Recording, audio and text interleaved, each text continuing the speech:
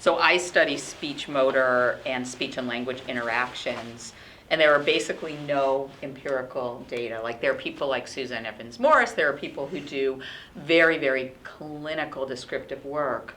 And in my experience, I would say your mom and Joan Arvidsson are the two people who first really tried to come up with a more empirically sound way to address the problems and the issues of these children, mainly on the feeding side, but to me it really links to the speech and the language side that that we had just been handling very descriptively and clinically. And I'm very interested in interfaces across all of these systems and having empirically sound ways to address them that are consistent across settings. So you know a child is having a feeding swallowing problem. Where do you go from there?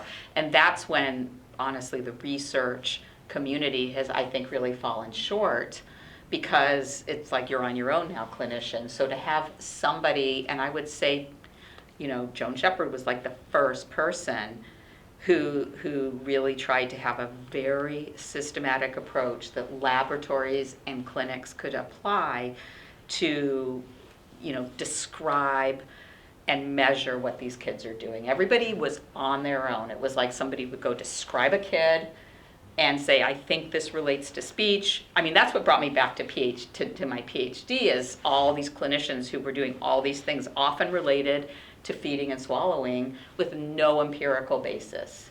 So to have somebody create a tool that we could use to build an empirical basis was really, really important. And I knew about her from the very many years ago. She was the very first person whose work I saw that was really trying to address this central problem that is still a central problem.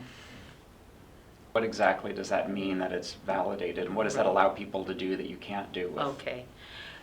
So basically what has happened is, again, a lot of people with, I would say, very strong clinical skills have come up and they have said, I've looked at my 10 babies or my 12 children, and I'm going to do this descriptive, okay, you should be able to, eat this kind of food, lateralize your tongue, do that there are these various behaviors, differentiate, tongue and jaw movement, whatever that means. Now, describing all of these things, you can say that, but what does that look like in a child? And how can you reliably and validly take those tasks and say, okay, so now in Dallas, now in Santa Fe, we're going to look at another child and we can say what that child is doing. It actually means something in relation to some developmental phenomenon that we can compare across these contexts.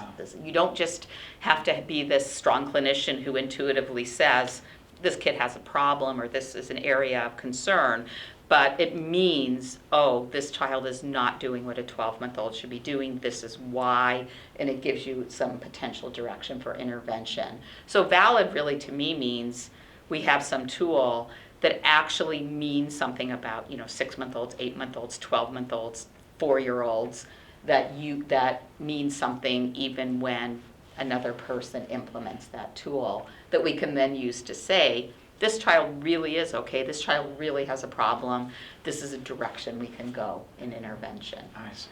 I think this area, maybe more than any other in speech pathology, has been very vulnerable to kind of local perspectives. So in some places, every single child's getting oral motor treatment. In other places, nobody is even thinking about it.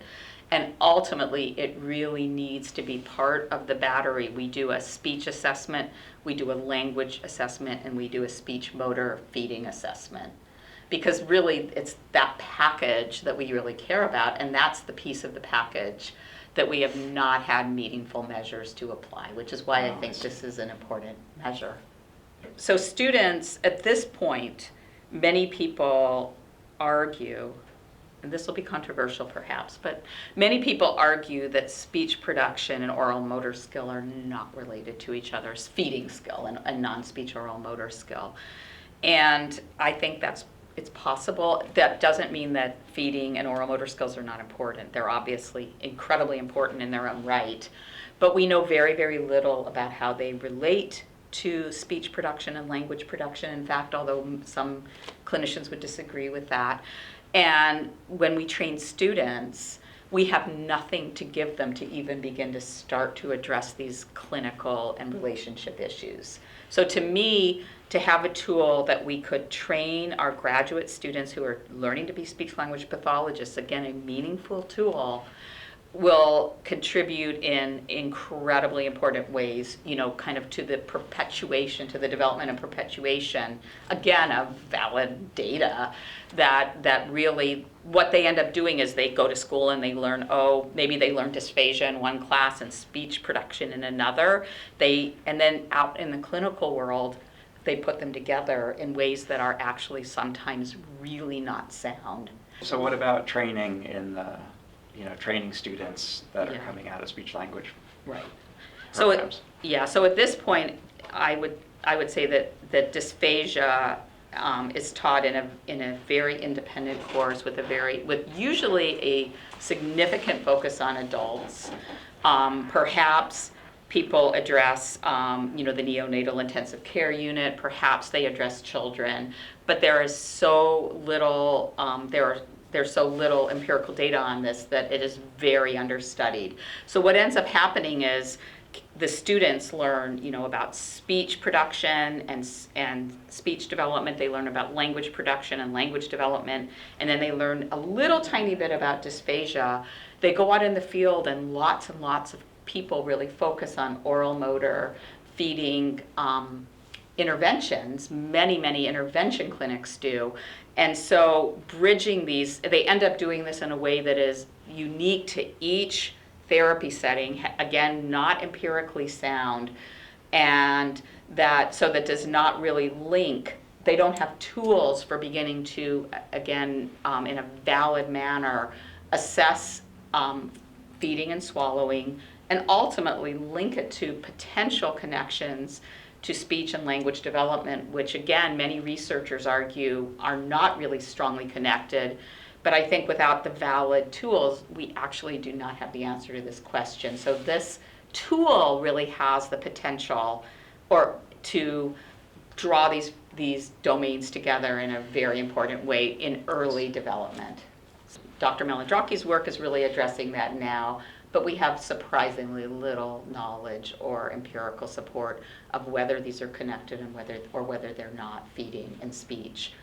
And as I said before, they both are very important, but do they actually support each other? We don't know that yet, and we need good tools to even begin to have knowledge about that important potential relationship. So when children enter the lab, we tend to give a battery of tests, and we give tests about language and we give tests about speech, and then we sort of go, we might do a very spare oral motor test, like can they go padaka, can they stick out their tongue. It's like it doesn't separate anybody from each other. It's just a very weak test.